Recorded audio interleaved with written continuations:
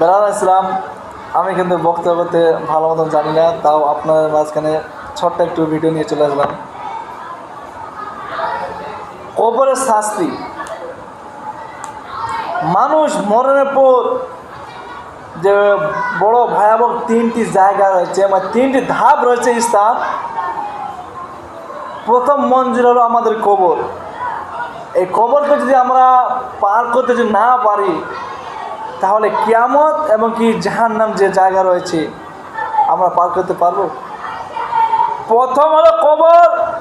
এই কবরকে যদি আমরা ঠিকভাবে যদি না পার করতে পারি, তাহলে বাকি দুইটা ধাপ হয়েছে, ওগুলো আমরা ঠিক করতে পারবো।